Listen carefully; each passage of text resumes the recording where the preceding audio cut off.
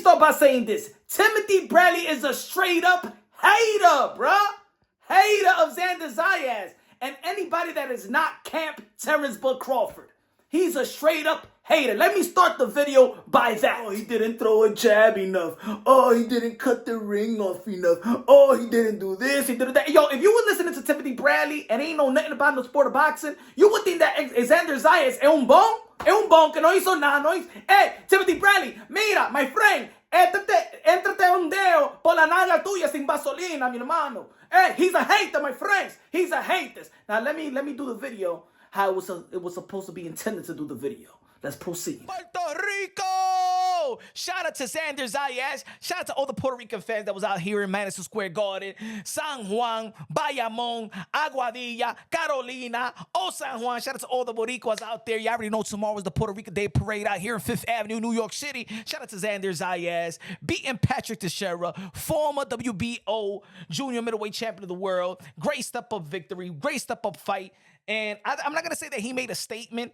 I believe after the 5th and 6th round, I think when he really was putting a hurt on Patrick Teixeira started herky-jerky, you know what I'm saying? Moving his upper body movement and showing us some veteran tactics and things of that nature, in which Xander Zayas, that's only 21 years old, was trying to understand and navigate through that herky-jerky and stuff like that, in which in the 9th round, in the 8th, and 9th, and then 10th round, he caught on, started putting a hurt on Patrick Teixeira, in which the medical was checking Patrick Teixeira. I think the referee was looking for a stoppage if Xander Zayas was going to put some 3, 4 punch, 5 punch combination and stuff like that unanswered, I think they would have stopped the fight. But he won each and every round. Again, I'm not going to say it was a statement. I'm not going to say that he should fight Terrence Bud Crawford next, or Tim Tszyu next, or Sebastian Fundora next.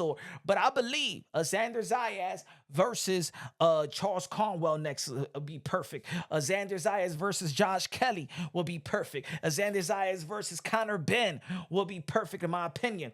Again, this is his first southpaw, so there was going to be some type of things to figure out at the age of 21. I normally don't like to criticize or heavily critique a 21-year-old because he still haven't had his man strength. He's still growing. I like the way I like how Top Rank is moving him. I think this was the perfect timing for a perfect veteran, for a perfect former champion. At least he got that under his belt. So I think he's very much in the way of probably becoming the face of Puerto Rican boxing. Of course, the face of Puerto Rican boxing on the men's side is up for grabs. Amanda Serrano has been holding Puerto Rico down. Y'all already know Amanda Serrano, one of the most decorated champions in the history of the sport of boxing. 7th Division World Champion, undisputed, going to be facing Katie Taylor very, very soon.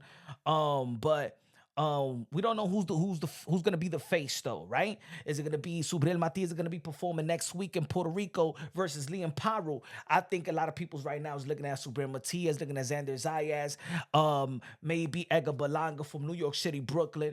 I think there was the hype of Edgar Berlanga actually diminished a little bit after he was being the vampire in the ring and biting people and giving people hickeys and stuff like that, giving his opponent a hickey.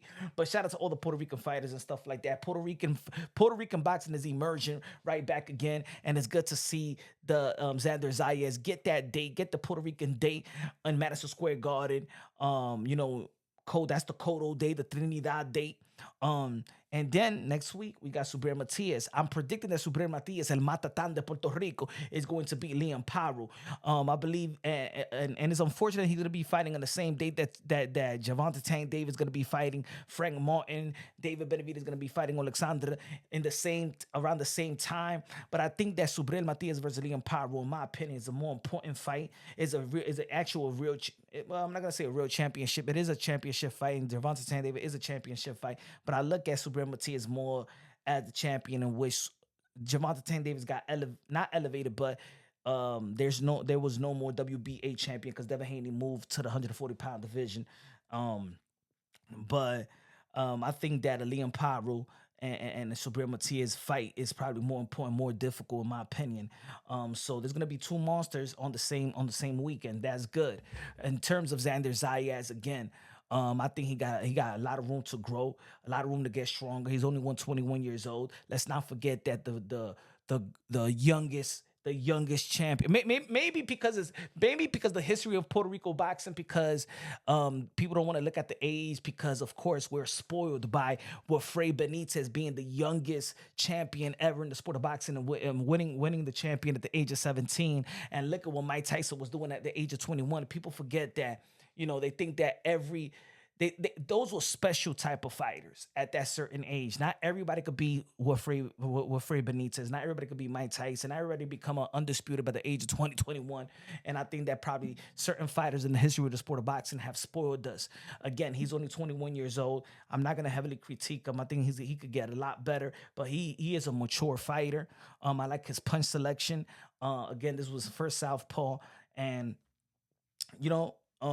then we get him another southpaw, and then I think he'll be ready to fight the elites. Right now, they're moving him pretty well.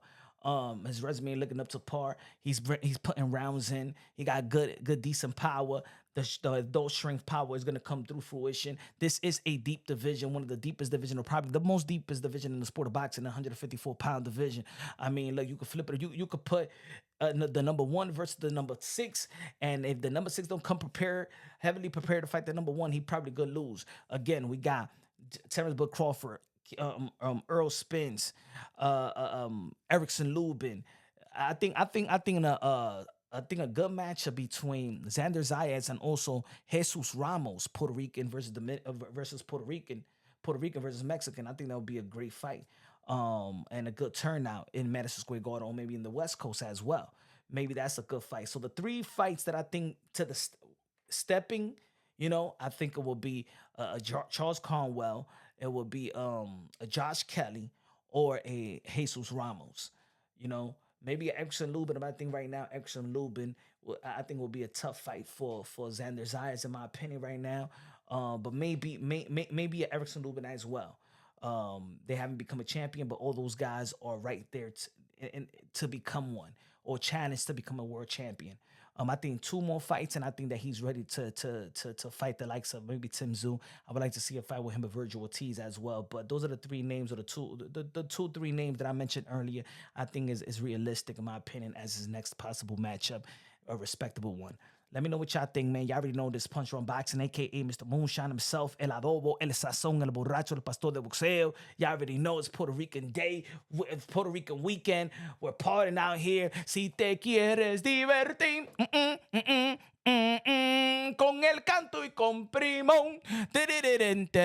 Solo quieres que vivir. Un verano en Nueva York.